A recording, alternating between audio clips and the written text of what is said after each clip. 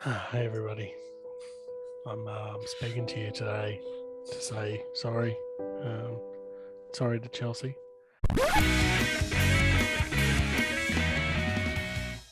Welcome to another episode of Secure the Bag. Once again, I'm Jackson. I'm joined by Matt and Anthony, and today we're doing another regular podcast episode. But before we can get into the real content, Anthony's got something to say to everyone. Hey everybody, I'm speaking to you today to say sorry. Sorry to Chelsea. My hot take last week was that Tottenham would beat Chelsea, and as we all know, and I'm sure we'll talk about it later, Tottenham did the exact opposite, conceded three. Three pretty shitty goals, but still conceded three. So the boys have decided my forfeit, and as much as it pains me to do it, I would have rather done shots, but I'm going to scull a beer. So I'm going to need some encouragement while I do it, boys. All right, I've got some encouragement for you. You raise me up. I want to skull it, not bloody shit. Oh, All right, somebody count me down or something like that. All right, 5, 4, 3, 2, 1, go. Nah. Ain't got no content. Nah. Keep it there. Hey. Good. Let's go. Wait. Wow. Okay. Well, that was Just what to prove happened? it's all scrunched up.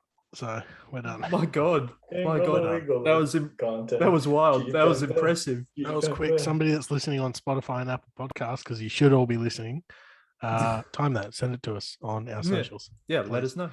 Quick plug though, for anybody that's on YouTube, we're now on Spotify and Apple Podcasts, and both will be linked in the description. Make sure to follow and subscribe on Apple, I think it is. Yeah. And yeah, Easy go enough. listen. Well, let's take it away and get into the game reactions. So we live streamed the West Ham Man United game. Yes, we did. Yep. Sad. Very sad. Another little plug. Everybody should go back and either rewatch or join in to our next one. So anyway, sorry. Well, wow. Look at the arrogance of this man. He wins one Premier League game, He's out of control. Look, He didn't deserve to. A draw was probably the reasonable result in that game. Manchester United were not good. I refuse to believe they played well that game. Like, no, we didn't. We really left it down to the last minute. Technically, or literally left it down to the last kick of the ball. I mean, all credit to David De Gea though. He played a good game, all in all, and then his first penalty save in 7 years. That's pretty special. Yeah, that's what I expect from the 8th best goalkeeper in the league. Nope, we're not doing this on this one. Look. All I'm gonna say is I don't know what was going through Moyes' mind when he brought Mark Noble in. Noble. Noble has a high percentage rate, like high conversion rate. Easily the best. Easily the best. He'd be top 5 penalty takers in the Premier League at the moment. He might be top 5 Premier League takers in the Premier League at the moment. But you look at the talent you've got on the field as well. Like, why wouldn't you put Declan Rice there? I mean, Declan Rice he's been firing. You've got people, Ben Rama, like. Come on, they're guys that have been in the game already. They're warmed up. They're in the heat of the moment. That's a good point. He wasn't warm. I don't know how warm you need to be to take a penalty, but I mean, no, I think that if he had Declan's missed a lot of penalties before. Yeah. If Moyes had have let Declan take it and Declan misses, which is more likely than Noble missing. Yeah. It's a bigger problem. Like, he will get criticised for not being sub Noble on to take the penalty if Deck had missed. It's a win, lose situation, right? So yeah, if anyone misses it, then he's dead either way. If he gets it, then everyone's happy. Like, yeah, he took the route with the most percentage of getting it in, and it didn't work. So and you gotta say Mark Noble's been probably one of the most consistent penalty takers in the Premier League's history. Right. He rarely. I think it's like 38 out of 43. Yeah, it's the first I've ever seen him. That's the first game I've ever watched that he's missed, and that's unbelievable. But we don't even need to just talk about the penalty. The real kick in the nuts was Jesse Lingard bailing you guys out. I mean, De Gea bailed you out, but Jesse did it again as well. Lingardinho. Jesse Messi, Lingardinho. Look, I mean, that's for an onlooker like myself as a Chelsea supporter, looking on from West Ham, Man United, looking at West Ham perspective, like having Jesse Lingard there last year on loan and then having him score the winning goal against you, it's got to be a real kick in the guts. I mean, like he was a spark for West Ham. And then this year he gets brought on late in the game. I think it was like 82nd minute, 83rd minute, something like that. And on there for about 5-6 minutes and hits a top bins shot. Yeah. So it's got to be rough. Yeah. It was. It felt terrible. Like I barely even noticed we'd gotten a penalty. I was still so upset from the Jesse Lingard goal. I mean, it was clearly a penalty. It felt good for me. Oh, stop it. It was clearly a penalty as well. But did it feel so good midweek when we beat you in the cup? Did that feel as good?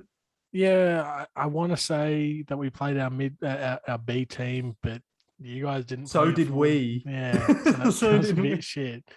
I've lost. I think we need to speak about this in one of our. If you're listening on Spotify and Apple, on our YouTube, I think we need to do an OT just on Sancho in a few weeks if he hasn't scored or assisted. Mm-hmm. And that was another poor game by him. Yeah, and even when he was on against West Ham in the Premier League, he wasn't doing anything. No, he's not. Again, he showed sparks of creativity and sparks of aggression in Ronaldo's return debut 2 weeks ago, but now he's looking like. He's looking like another one of those. Oh, he's okay. He'll be a squad player. He looks like Dan James. I actually thought Dan James played better at the start of the season than Sancho is now. I mean, you're talking about Mr. 007. 0 goals, 0 assists, 7 games. Like I said before, was there really a point of signing Jadon Sancho? Like you signed Sancho, you signed Ronaldo. No, there was. He goes to City if he doesn't sign for us. That's true, but you would have been better than City with like a Camavinga or a Rice. Correct, but we couldn't let... Pep would have gotten so much out of... Again, Ollie in, love Ollie with my whole heart. Great, I think he's doing a fantastic job, all things considered. Pep would have gotten so much out of Sancho, just the way that Manchester City plays, and the way that that Pep's style fits Sancho, I think. If Sancho had gone to Man City, he would have torn us up, and it would have been worse PR. It's worse PR letting him go to City than come to United. And the same with Ronaldo. Yeah, it's the same thing with Ronaldo. But we needed Sancho, and he might come to form, right? He's again teething. It takes teething. It takes time for people to teeth everywhere. Yeah. It didn't for Ronaldo, but yeah. But it didn't take time for Romelu. They're not comparable. They're not comparable. When he's played his whole life, except for a few of those years at the start, and then at Inter, he's played his whole career in the Premier League. That's different. It's a little different. But we'll have to leave that game behind and start talking about the game that made Anthony turn to alcohol. We're going to have to talk about Tottenham 3, Chelsea. Tottenham 0, Chelsea 3. Yeah, I was imagining that, Anthony's perfect reality where Tottenham have smashed Chelsea, but never going to happen. Matt, we watched this game live. It was a fun game to watch. Yeah, it was a fun game. Chelsea had their chances in the first half. They pressed really well. Tottenham in the first 10, 15, and maybe even 20 minutes, they were looking a little bit dangerous with Harry Kane. They looked better than you guys did at the start. Yeah, they did. They did. Based on the first 15, you could have seen Tottenham winning like 1-0 or something if they continued to play like they did in the first 15. But Matt, a major change happened at like halftime that completely changed the game. Yeah. We were confused. We were definitely confused by it, but we knew so. Mount was brought off for Kante at halftime. Like, we knew Mount wasn't playing so well, did we, Matt? He was wasteful. Look, yeah, we were watching him this whole time. Me and Jackson were avidly watching him because he's in our fantasy Premier League team. And honestly, he was not utilising the chances he was getting. Him and to an extent, Kai Havertz as well. They weren't really on their A game. So getting Kante in there for Mason Mount was a great decision. And Kante really changed Chelsea's dynamic as well. Like, those 3 goals happened, I believe, all in the second half, if I'm not mistaken. And that was a crucial moment for them. Yeah, and everyone has their own theories about why that happened. But for me, it was the goals Chelsea really broke through in the second half through one man in particular, Marcus Alonso. Oh, definitely. And I feel that Yeah, Kante allowed them to push up more. He Mm. allowed Marcus Alonso to be more attacking than he otherwise would have been in that game because now they had another defender sit back. Although Kante himself, like Kante can attack now. That was what happened under Sarri. Kante added a bit of attacking like movement forward to his repertoire. So even that is like an element in the game. But when you have a play like Kante, he can do both. That's why he's so incredible. Exactly. And when he's so defensively minded as well, I mean, you know, he's one of, if not the best central defensive midfielders. I mean, he covers pretty much the whole court, or the whole field. So it allows your wing backs to push forward, allows those Alonsos, as Will quoted, the Reece James, to really get forward, bring that extra body down, and try and provide those crosses into the box, or try and take those shots at goal that we all know and love. I mean, those Chelsea defenders, even on corners as well, they know Kante is going to be there to cover them if they can't make it back. I was actually going to bring that up. You guys deployed a 3 at the back, right? And it clearly didn't work, because you weren't able to break down Tottenham. I thought, at least, because 2 of your goals came from corners, right? Yeah, that's pretty poor, right? When you've got Romelu Lukaku on the form of his life at the moment, and the amount of attacking talent you had to rely on Rudiger and Silva to score a goal, and Kante, who's a holding midfielder.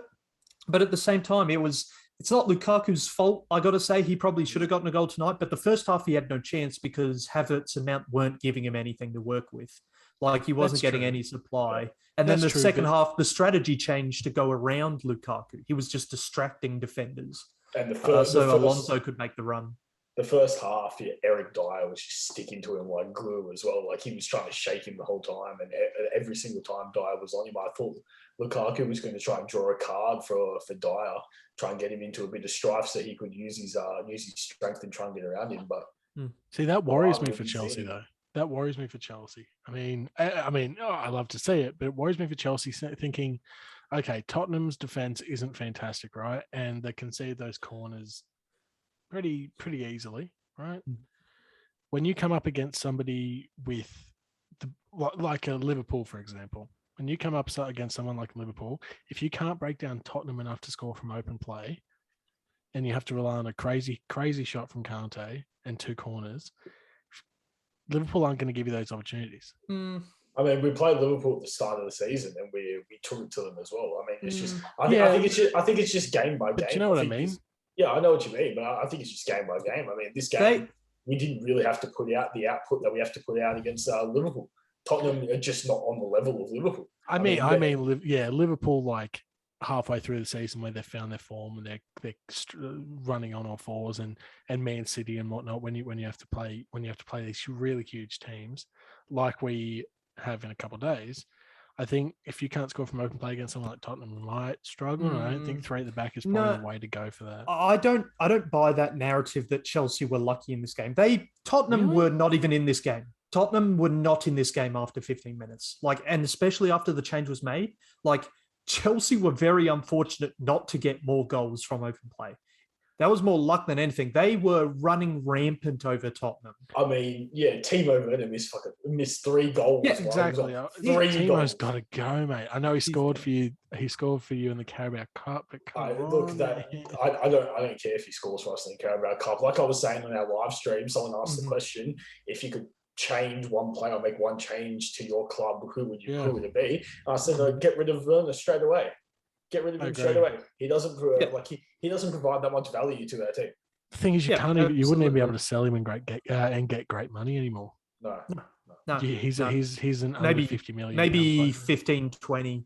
Honestly, that's a bit rough. I would not pay 30 million for him. Who's going to pay 30 million for Werner? Leipzig would take him back for that, or Dortmund when they lose Haaland. Honestly, you could get him for cheaper. If you're a good negotiator, you can whittle that down from 30 million. Maybe he goes to Tottenham. You get it for 23. Sabotaging Tottenham. Yep. Before we move on to our main topic, I just want to put this question out to the viewers, and we might touch on this in another episode or a next OT.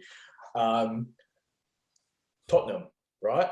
their attacking prowess, I don't think they have, other than Kane and Son, I don't think they have the attacking prowess to be like a top 6 team. Mm-hmm. Because you look at if Son and Kane get shut down, where's the rest of their attack going to come from? This is exactly right. This was what me and Matt were talking about in the game while we were watching it, because we saw that.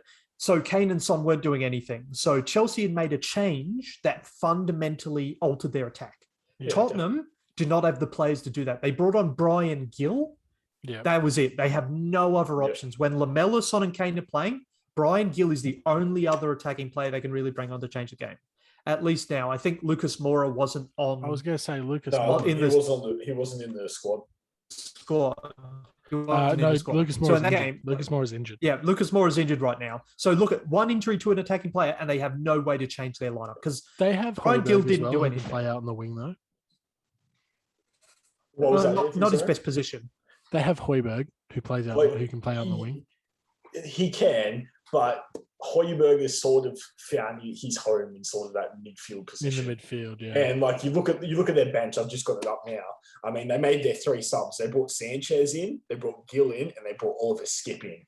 Oliver Skip, a midfielder we haven't really seen much of. Brian Gill, a forward who got brought in on the 62nd minute, didn't really do much while he was in there, and then Sanchez in the 83rd minute as a defender. Yeah. Yeah. I mean, Chelsea were all over them. I think Tottenham got a long way to go, and it'll be really interesting to see what happens with them this weekend. Yeah.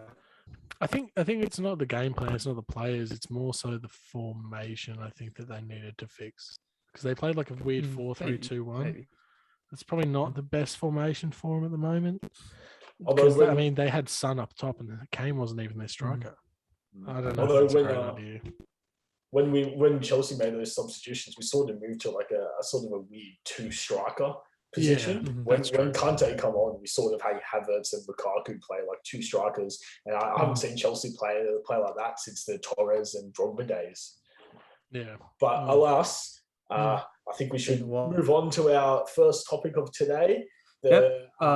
First foreign referee in the EPL, Australian Jared Gillett. How do you guys reckon he'll go against Watford and Newcastle? We don't even have any Australian players in the league. Moisey sold out to the Chinese and gave them state secrets. Matt Ryan's gone. He got kicked out of Arsenal. I doubt he wants to come back. Yeah, Matt Ryan just won his first game with Villarreal. Anyway. And now not Villarreal, Real Sociedad, sorry. Yeah, I was about to say. And this is all we've got. This is our referee, but I reckon he can make a big difference because even that Manchester United West Ham game, we saw how bad referees in the Premier League are. They need some fresh blood. If Martin's listening, you cost us 3 goals, buddy. 3 goals. And the Kovac Cup ref wasn't that much better. Martin Atkinson, please respond. Yeah, come at me. I have some harsh words for you, sir. You're going to add Fred to that list as well? No, he's not even the worst one. I despise Mike Dean. Mike Dean. Like Mike Dean. I've never seen a ref that wants to be so part of the action. Like he loves to give out red cards. He's looking for the opportunity. I think he's given out over 100 red cards in his career. Especially with games against Man United versus someone else. He always give it to someone opposing Man United. I didn't say that. You didn't say that, but I'm saying it. Every game I've watched Mike Dean referee with Man United was playing the other team, 9 times out of 10 we get a red card. Yeah, even like Jonathan Moss is terrible. There's only one good referee in Oliver's a good referee. Michael Oliver is a decent referee. He was the one who gave the red card against. He seems to be the ref that's gotten used to VAR and not gotten it to his head. So he gave the red card against Perez against West Ham when Leicester were playing West Ham. He seems to know, I don't know enough. I'm going to watch and then I'll give a red card. That might be bias on me, but I think he's been the best at adjusting to VAR. Whereas other refs have been like a little too, I'll watch it in slow-mo and that'll tell me whether it's a red or not. Oliver seems to be like, I'll watch it in both. I'm not just going to get convinced by this slow-mo rubbish. I'm going to let it fly. He's a good ref, but he's the exception to the rule, not the rule. So why do we think Jared Gillett's going to be such a change? Well, Matt, you've have a little background understanding of how he goes as a referee. Why don't you tell us a little bit about him? Yeah, so I've watched Jared Gillett referee quite a few games in the Australian League, the A-League. The way that he referees and controls the game, it just makes the game flow really well. I know we're seeing a lot at the start of this season that they're trying to, the referees are trying to be a bit less physical, like they're trying to allow some more physical play and stuff like that. And Jared will do that to a certain extent. Like he's a referee, he'll give a bit of leeway, but he also expects a bit of a leeway back as well. So he understands how the game has to flow. For the teams to be played as well and for the viewers' enjoyment as well. So he understands how that should occur and how the game should play as well. So he's a real good referee, and I think he's a very good addition to the EPL. Yeah, he's a really good fit for the change they're trying to make now. Exactly. With the player. And you know what? I'm happy that this is the direction they're going, because I was watching the EPL like 5 years ago when we had the diving and the simulation. Went through a rough patch, man. That was rough. That was when it was very clearly I didn't like referees. And I felt that they were not right. And then the period where VAR first came in, the refs didn't understand what to do. European refs adjusted to VAR way better than the EPL, because what happened in the EPL is that they came up with these stupid rules about like hands counting for offside and stuff like that. It was absolutely. If my hand's out like this, I'm offside like this, but my body could be here. I'm making a leeway run. Like, it made no sense. But they've changed it now because that didn't apply to the West Ham game. But I didn't know. How am I supposed to know the rules? Because they never tell us when they change it. They change it like week in, week out. It's a bit correct. There's too much discrepancy. They need to sit down. They need to make a clear set of rules. And then they need to stick to it. They should be. And I think VAR gets involved way too much now as well. Oh, definitely. It ruins the flow of the game. It ruins it, right? No. So again, if there's a goal, right, if you've got a goal scoring opportunity, or it's a penalty, or you're checking for an offside that led to a goal, sure, right? Can't have VAR in the middle of the game.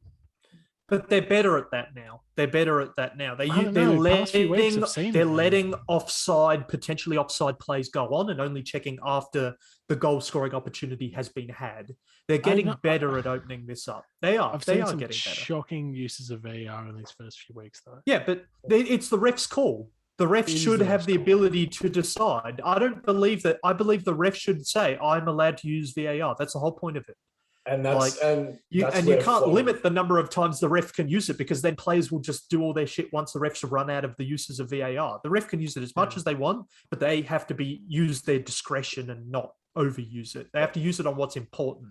And that's where being a good referee and knowing how the game flows and knowing, basically being an experienced referee, because you're not going to be like, I'm going to check every single thing that happens. I'll check this tackle. I'll check this. I'll check this. Like, there's some things where you just got to let it go sometimes and just let it play to benefit the game. I mean, like what Anthony's saying before, the VAR is getting used quite a lot now. I mean, all the Australian viewers, I'm guessing you'll all be watching rugby league as well. I mean, that is a prime example. They use their review system, their try system, pretty much almost every try. Even if it's a clear try, they'll go upstairs and they'll check it every single time. Like there's really no point of doing it, but it ruins the flow, it ruins the excitement, it ruins the engagement. It's and it ruins momentum for the players. I don't see that as much, but I think we've had our word. I think you can clearly tell where we stand on this, and all luck to Jared.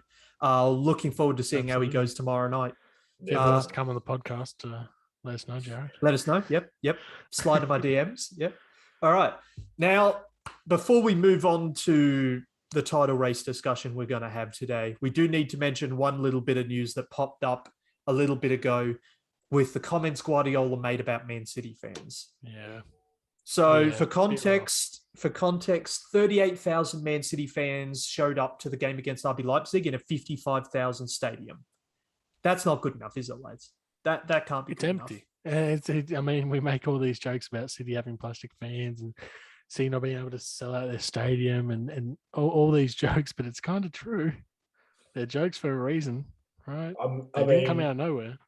I mean, I don't know exactly why City fans aren't showing up to the games. I mean, there could be the potential of, we're living in this current world pandemic. I mean, some people might not want to go to the games as well. But then you look at the other side, even during lockdown and stuff like that, Man City had the opportunity for virtual fans to come on. They couldn't even fill up the virtual fans slots that they had for games.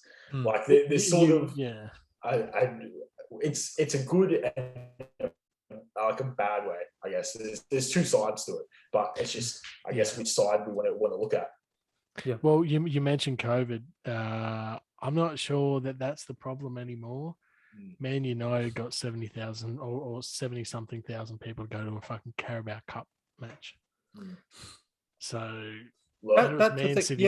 Yeah. It's like Man City get a really high attendance rate to Premier League games, third, fourth highest in the league, higher than Chelsea, higher than Tottenham. They do get that stadium packed, but that's not enough. You've got to go to the Cup games. You've got to go to the Champions League games. Yeah. I guarantee you, if West Ham had a Champions League game, that stadium would be packed with 65,000 people every time. But you think, look at Man City played Southampton. How can that be a less exciting game than RB Leipzig? Was that Ronaldo's debut, that game? No. Man City. Man City. Sorry. Man City. Man City played Southampton, and they drew 0-0, and Pep was all up in arms because we need fans. What the fuck happened to the fans? No, that again, that's a pretty boring game. Not gonna lie. Well, Southampton are pretty shit. They've had it's a 55,000 people stadium, but for their first two home games of the season against Norwich and Arsenal, they had 52,000, 53,000 people come. Like they basically packed that stadium. But then against RB Leipzig, you're right. I'd want to see that match more. Absolutely. So why wouldn't I go? Like it's when you're in a title race, and we're going to get into this later. When you're in a title race and there's real competition, you need everything to go your way. That's on the pitch, that's training, that's injuries, and it's the fans, because the fans are the 11th man. If the fans aren't there to push you along, Man City aren't going to be able to compete with, fortresses like Anfield and Stamford Bridge and Old Trafford. I mean, Old Trafford. You look at just back to what Anthony said about Pep complaining there wasn't that many fans in the stadium and stuff like that. I mean, Man City played last year and to some extent the season before as well with no fans, and they still put on pretty good performances against some subpar teams, even some good teams as well. So I mean, I don't really think the fans being in the stadium, I know it has some type of an effect, but we've just come out of a season where we've had no fans in the stadiums at all. But Man City could afford that last season because there was no title race last season. Chelsea weren't developed enough. Manchester United weren't developed enough. Liverpool were crashing. There was nobody. Yeah. Man City could afford the slack, and nobody else had fans. But now fans are back. They're back at Stamford Bridge. They're back at Old Trafford, and they're loud and they're angry. And Man City doesn't have that. People aren't scared to go to the Etihad for the atmosphere. They're scared of the players on the pitch, but not the atmosphere. Well, I also think that. Like you look at Chelsea, you look at Liverpool, you look at Man United. They've all got that one key player that everyone wants to go to see. Like Chelsea's got Lukaku, United's got Ronaldo, Liverpool's got Mo Salah. I mean, who's up to that stature at Man City now? It's not Jack Grealish. Jack Grealish is going to be $100 million flop. KDB, he's been there for quite a while, but does he? Is he really up to that stature this season compared to those three guys? I know he's probably one of the best midfielders in the world, but is his appeal really there this season compared to those three? Yeah, that's a good point. Man City don't have that marquee Galactico, do they? Yeah, and that leads us into that leads us into our main topic being. We've had a few games now. We see the title race developing, and we need to see who's the most confident team. Who's looking like they're going to fulfill their potential as a title challenger or even a winner. And right now, that's not Man City. And I think that's exactly what you're saying, because they don't have... Aguero was that man. And while I think Ferran Torres is going to fill some of the goal-scoring gap, he's not that man. He's not an Aguero-esque figure. Neither is Jesus. No, Jesus, absolutely not Jesus. I don't know. I mean... Everyone's going to say Chelsea. I know Matt's going to say Chelsea look fantastic, and their confidence is high. But I mean, Chelsea, Liverpool, and Man United are all sitting on the same amount of points. That's not realistic. That's not representative, though. It's the truth is that when Chelsea and Liverpool played, they looked confident. They're very consistent. They're beating teams 3-0 game out. Manchester United don't convince. They looked sloppy against West Ham. They looked really sloppy against Wolves. They lost in the cup. Like Liverpool won 3-0 in the cup and the league multiple times. Chelsea have won 3-0 multiple times this season. Manchester United, when they do score big, they concede. They don't keep clean sheets. And they also drew against Southampton. I don't know. I mean, there's only a 2-goal difference between Chelsea and Liverpool, who are both on 11, and United, who are on 9. But that's the thing. It's over the course of the season, how you play is going to determine whether it's going to stay that way or the gap's going to expand. And I truly believe in 10 game weeks, we're going to see Manchester United slip behind unless they change stuff. It's still early. You've got time to change how you're playing. But at this rate, Chelsea and Liverpool look like the best up for it. Don't forget, United have Marcus Rashford to come back. And if Sancho starts firing on all cylinders, big if. Yeah, but can I just ask, how many of your goals, your team goals, are made up of Ronaldo at this point? Yeah, how many goals has your just answer? How many team goals? How many goals? The same can be said about Lukaku. Chelsea's defensive line has made up for 5 goals. Yeah, in those 11 goals. Lukaku's making the whole team better. If Ronaldo has a bad game, Manchester United are in trouble. Yeah, I mean, since he's come in, here's what I'm going to predict. In the next few weeks, what we're going to see is every time Ronaldo, there's nobody else who's going to save Manchester United from a 0-0 or a 1-0 loss other than Ronaldo. From now on, we're never going to see that. We're never going to see Mason Greenwood save you guys in a 1-0 win over Wolves for the next few games. Because when Manchester United start panicking, they're just going to throw everything at Ronaldo. And if it doesn't work, you won't score a goal because nobody else. I mean, it was in the cup. Look what happened in the cup. Everyone was just shooting long. Everyone was just shooting from the edge of the box because they didn't have that figure. They just don't link up now well without Ronaldo. I think that's very ingrained in them already, that he's the man to pass to. There's nobody else who coordinates that team. Whereas Lukaku, he links up with everyone. He gets people into the box. He doesn't just turn and shoot himself. He plays other people on. So their goals are going to be more coming from more diverse sources. But I see Manchester United becoming more dependent on one person, which I don't think is good. That comes back to... It's not good, though. That comes back to one of my takes in one of the previous videos as well. Like Ronaldo, how is the rest of your team going to develop confidence and going to be able to play when he's not on the field now that he's going to be that center of attention? I mean, we saw that in the Carabao Cup as well. We did the same thing last year with Bruno. Yeah. And it worked. Yeah, but this is different. Bruno linked up with other people well. And that's just an attacking midfielder. There's people in front of him. There's people working with him. I think that when you depend on like a player like Bruno, he makes everyone else play better. And there's still players who can carry the team. When Cavani was on the pitch last year, we were dependent on him. Yeah, but what? And I will say this: did you win the league depending on a player? No. Yeah. But again, we finished what, second? Yeah, but you won't finish second this year. You'll finish fourth depending on one player. Again, I think these kind of discussions need to happen at the midpoint of the season, right? Where you've got teething issues for Sancho. You've got Ronaldo, who's still finding his place back in the Premier League. He's scoring, but he's still got to find his place back in the Premier League because he's not looking tip-top. He's just scoring, right? But what you can say early on, though, you've got a link. I mean, these are fundamental things that are going to be changed. And these are fundamental things that are going to develop over time. But what we can say about these early issues is how do you fix them? Because it's still early, you've got the chance to fix them. So what do you do? When you're 15 games a week in, I don't think it'll be more entrenched. So what do you do now to make that team better and improve their performances, which have been average? I think it just needs time.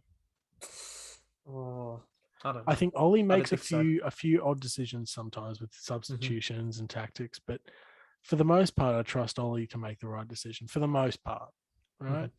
He does make some very questionable ones, but Man United have the most reactionary fan base in the Premier League, and that is a fact, right? And it's disgusting because we can go from if we had lost that West Ham game, everybody would have been on Ollie's back, and then the Premier League West Ham game, okay, we saved De Gea saved, and people are calling Ollie a god again, right?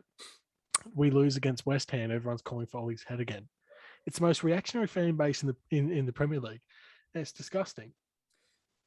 It's disgusting. Yeah, I mean, our mate Ollie was saying like, "Oh, you got to be talking about Ollie getting sacked," and I was thinking, "No, they wouldn't. No. They should not be thinking that." You know what? And if Manchester United don't win, Ollie, who's been a special guest on this podcast, he mentioned that if Man United don't win a trophy this season, that Ollie gets the sack.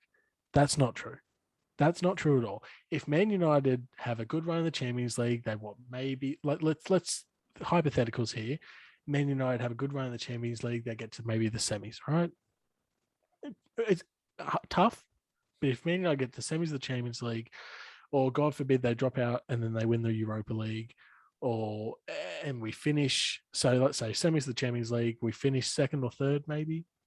I'll take third. I think, and I mean, we're out of the Carabao Cup now. Maybe there's still one other cup. Maybe we can try for that. Mm-hmm. If there's not a trophy this season, you've got to say, well, okay, speak about this. Compare this to Sir Alex Ferguson, for example. Took him 3 or 4 years to win his first trophy at United. And again, it's a different game now. It's a different game now. Yeah, exactly. It's a different game, and it's way tougher. It's way harder to get a trophy now. And Sir Alex Ferguson was finishing like 11th. He finished 11th 2 out of his first 3 years. Ollie's finished second. But again, it's all relative though. But it's a fundamentally tougher game now with more competition and more money. And Ollie finishing second is not a bad effort when you've got teams like Manchester City who are throwing £1 billion into their starting 11. We can't compete with that kind of money. No. Hang on a minute. That's a little revisionist, and you know what that is. You've spent as much as Manchester City in this period of time. Easily. You've probably actually spent more than them. I don't think so at all. Yes, 75 million on Sancho. Since Pep's, I guarantee you've spent as much as Man City since Pep has taken over. Well, I can guarantee you that you've lost money on almost every single trade because the only trade that since Sir Alex Ferguson, the only trade you've actually profited from was Dan James. Easy gun. Think about it. Maguire 80 million, Fred 50 million, Sancho 75 million. Ronaldo plus with his Ronaldo less, but Bruno Fernandes another 50. The stats begin to add up. And I mean, there's no reason to distinguish that from the spending of Man City, which is pretty comparable. That was that wasn't like the crux of my argument, though. That's not what I was trying to point out. But it's a good point. It's a good point. I'll hold my hands up. But here's what I will say about what you were saying. Like, personally, I do think Ollie should be really questioned if he doesn't win a trophy this season, because that team should win something. How do you win a trophy against teams like teams that look as good as Chelsea and Liverpool? With Ronaldo, Sanchez, Varane, you should be competing. You should absolutely be competing with these teams. Here's the thing, right? If Ollie doesn't win a trophy this season, it will be equal, if not longer, than Manchester United's last 5-year trophy drought in the 80s. It will end up being your longest trophy drought in half a decade. Look, half a century. I think Ollie. I don't think he should get the sack if he doesn't win anything this year. But I do say that because he wants to see us lose. No, I do agree with Jackson that he should be in some deep trouble. But I want to go more down the avenue of I think the transfer window should be semi-labelled as a failure for Man United if you don't win win a trophy this year.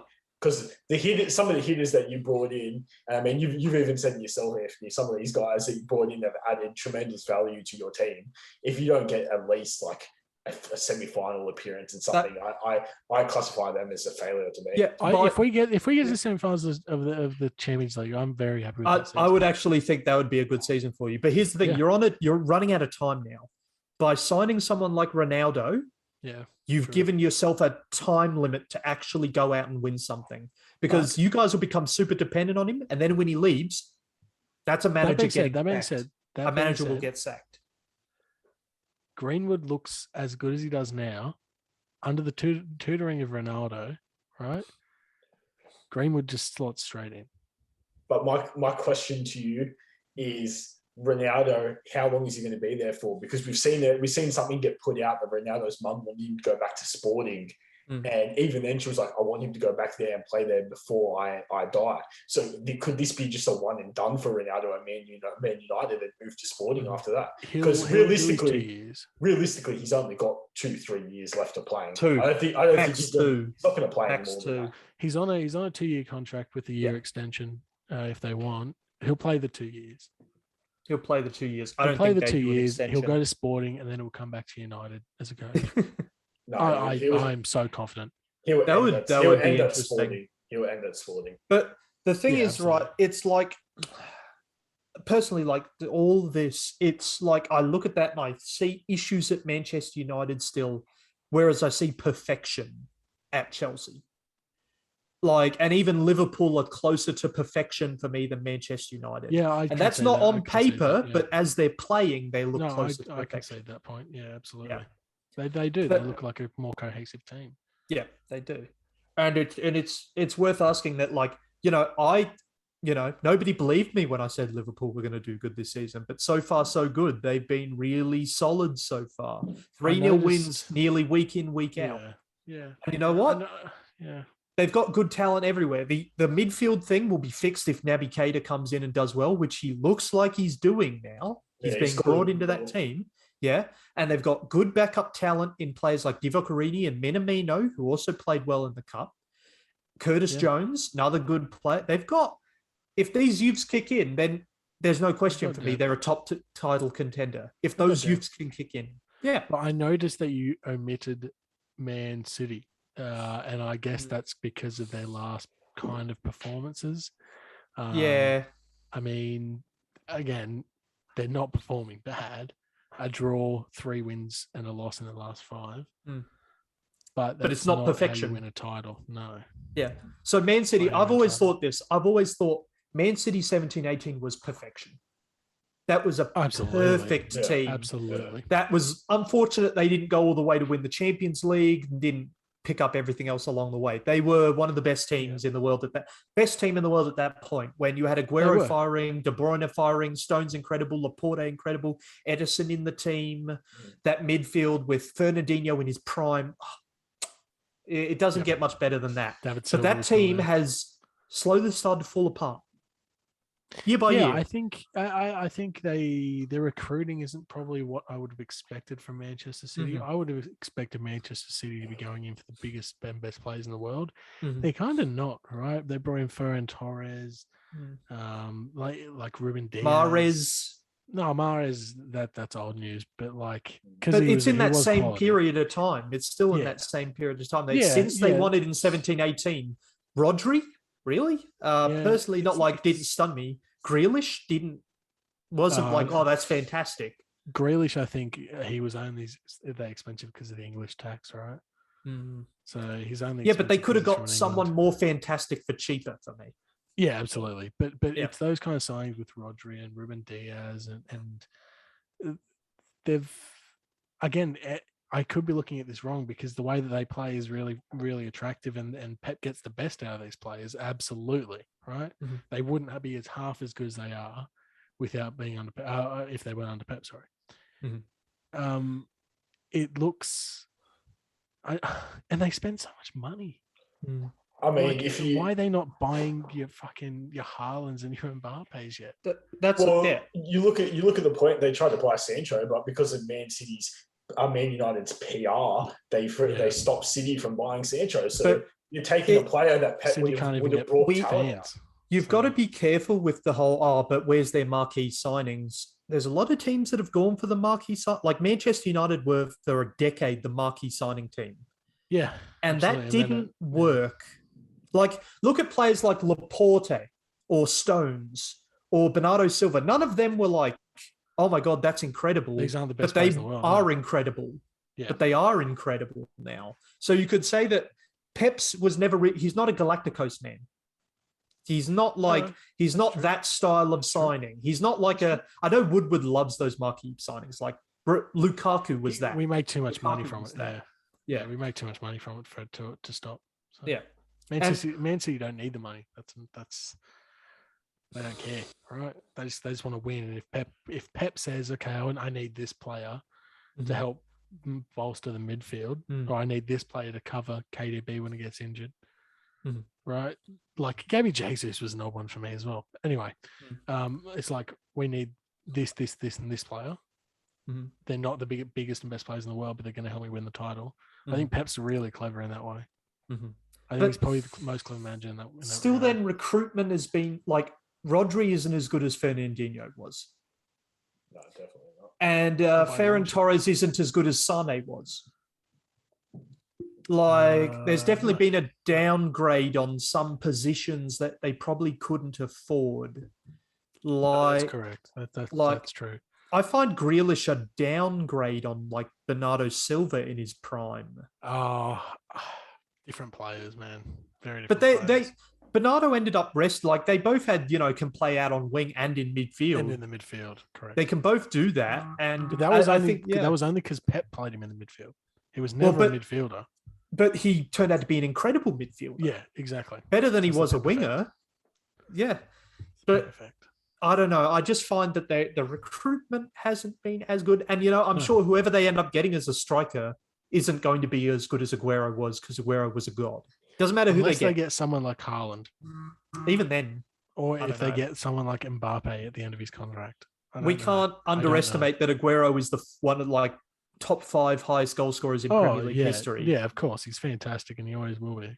Right. There's few players you can, if you're comparing a 21-year-old, 22-year-old to Aguero and going, oh, he'll be as good as Aguero, that's nuts in my mind, personally. No, someone like Mbappe. I think Mbappe. I'd prefer Haaland over Mbappe. Look, I think we should make an OT about Haaland and Mbappe because I've got a lot of opinions on Mbappe, especially. I just would bring it up quickly. I know this isn't really the best judgment of players, but the FIFA ratings that come out: Mbappe 91, Cristiano Ronaldo 91. Like, you put both of them on the same level. You telling me that Mbappe's on the same level as Ronaldo? No. Missing the penalty to knock France out of the Euros, the penalty getting saved compared to Ronaldo. Like, yeah, FIFA hypes him, but I said this in the PSG one. His career has stalled since 2018 and winning the World Cup. Exactly. He doesn't look a better player than he did then. He was the wonder child up until 2018, and then after he won that World Cup, he's just been on like a plateau. He's absolutely on a massive decline. Yeah. But he would bolster that. Decline is rough. He would make City better. He would. I read somewhere. I think we brought it up. I read somewhere that pundits saying it's kind of the same trajectory as Ronaldinho. If you look at Ronaldinho, he was playing at the best team in the world, scoring all the goals. Probably was the best player on earth in his prime, and then he just dropped off. He just stopped. Okay, all right. And now he gets fucking arrested. And now I don't think Mbappe's decline is going to be that steep. I don't think so. He's not going to be as good as Ronaldo and Messi, personally. But I don't think so either. But unfortunately, Man City can't sign any players to fix their problems till January when they might try again for Harry Kane. But right now, what do Man City have to do to fix these problems? Because what we're seeing is not a lot of goals. They got a few against really weak teams like Arsenal and Norwich, but against Southampton and even against Chelsea this weekend, I don't expect them to really score a lot of goals. They can't just depend on Gundogan to have good form with goals. Who do they have to depend on? I mean, I'd say Ferran Torres. I'd say it has to be Ferran Torres. Ferran Torres needs to cement himself in that. But do you play him as a striker, like a traditional striker, to do it? False nine. It worked for him. Stick with that system. Worked for him.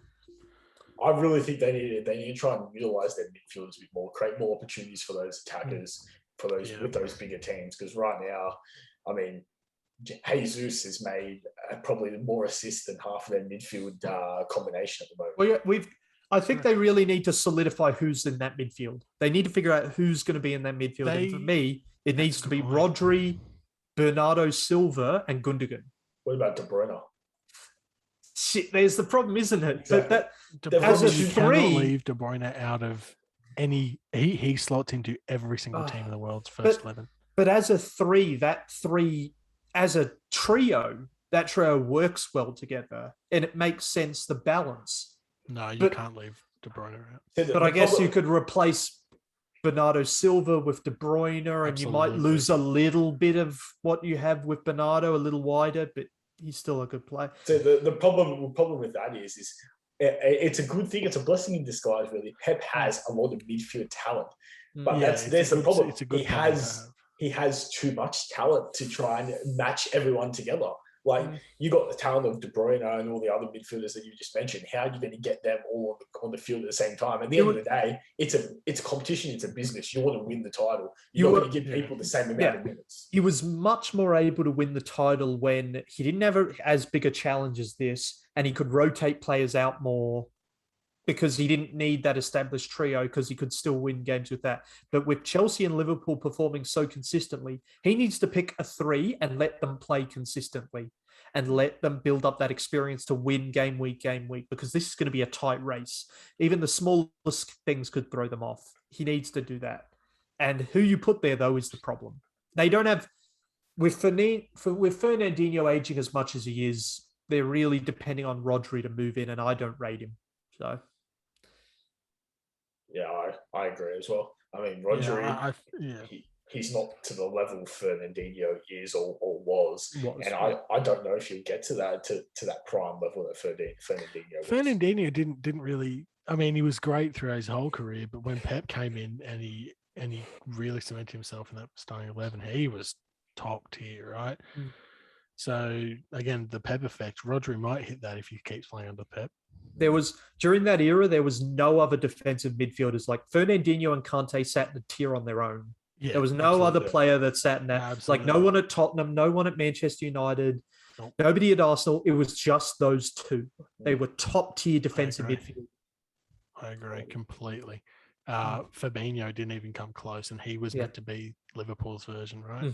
Yeah, exactly. Didn't even come close. I mean, they had to deploy him a lot as a centre back, but even in the years preceding that, there was not even a. Can we agree though that Man City's problem isn't at centre back though? I'm pretty confident in Ruben Dias and Stones being a good pairing. Maybe at fullback. I mean, you rate Cancelo a lot, Matt. I think he's good as well. He's good. He's a good attacking fullback. I've got him in my fantasy team. Yeah, I can see no issues with their backline or goalkeeper. Those are all incredible players still, so I see no issue for them. I think it's more their midfield working out who's going to be playing in that midfield, and then to an extent solidifying your front line as lethal attackers. Yeah. Jack Grealish, he's not a lethal attacker. In this line, at Aston Villa he was. Don't get me wrong, Aston Villa he was because he was the man at Aston Villa. Now he's not the man. Like Man City's problem. You touched on it just before. They just need to find a starting 11 that is their proper starting 11. Exactly. Where it's if you have to be fucking fantastic, or you have to do something special, or somebody has to be injured to be able to break into that team. All teams have to rotate, but they need a consistent team to fight this title. They need to be like, okay, I'm gonna play. They need one team that's going to be able to play 32 games a season or whatever without rotation. Right. Exactly. Absolutely. All right. Like and every other sorry, just before we move on, every other team has that, right? United, I can pick United's first best 11 like this. Chelsea, you can pick their best 11 like a little bit tougher in the midfield, but you can pick Chelsea's best 11 like that, right? Liverpool like that. Manchester City, you don't know who's playing. Yeah. You don't know at all. So that's their main problem. But I get that. Anyway. I get that. All right. Anyway. Well, we're actually running out of time here, folks. Sorry to cut that off. We'll have more OTs and more content on the title race in particular as things develop. But before we wrap up, we're going to do some quick predictions for this coming game week. A couple we'll be looking at live, particularly Chelsea versus Manchester United. Matt, why don't we start off with you? You tell us, how do you think this Chelsea versus Manchester City game is going down? I think it's going to go 2-1 to Chelsea, boys. I think Chelsea's going to have the edge over City. Particularly their midfield. If Man City doesn't sort out their midfield, I think Chelsea's midfield, the way they've been playing, the way that they've been deploying their wing backs with Marcus Alonso and Azpilicueta, I think their attacking prowess and our pressure is I guess, overwhelming compared to what Man City is. I would like to see Reece James play this game, and I would like to see him do well, but I guess that's sort of around Tuchel's, I guess, choice of who's going to be in the team. We definitely know Marcus Alonso is going to be there because this season he's been class. I mean, he hasn't made a step wrong so far. So hopefully he continues that. So I reckon it's going to be 2-1 to Chelsea. I think a draw is more likely personally, but have the confidence in the team. What score do you reckon, Jackson? What score do you reckon if it's a draw? 2-2. I'd just say Man City click on for a 2-2. I think Chelsea are the more likely to win it, but I think Man City will take a draw. What do you reckon, Anthony? I think Chelsea will probably play for a draw, to be honest.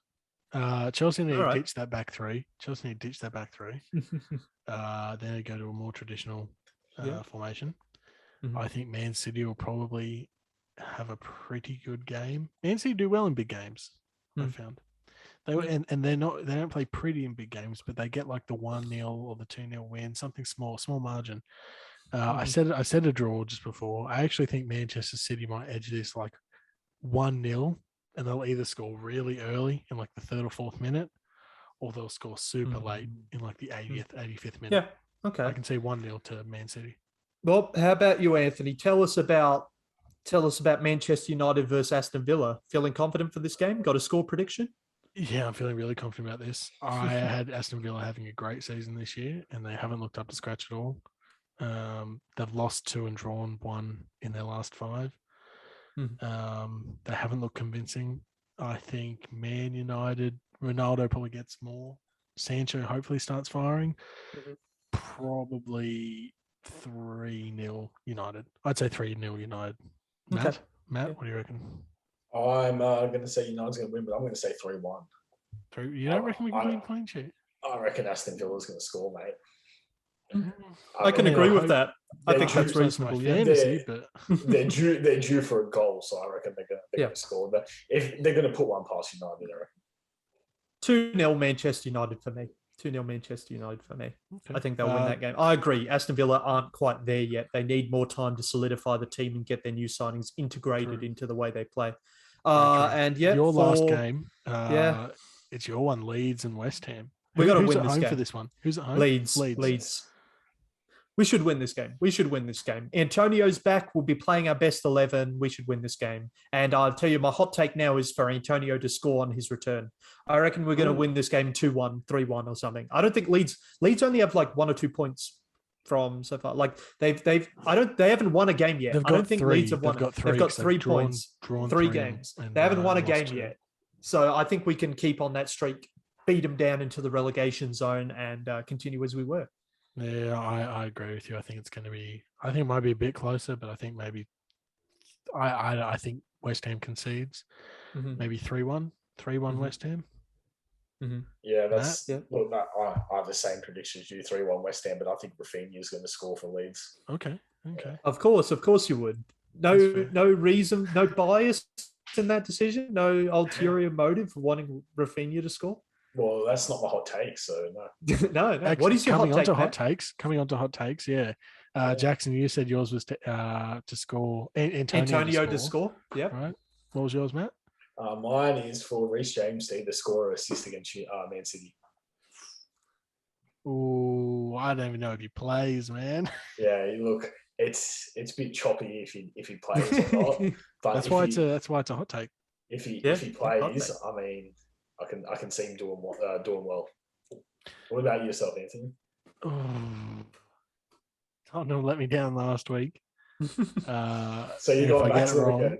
No, if I get it wrong this week, I swear, I'm not doing shots.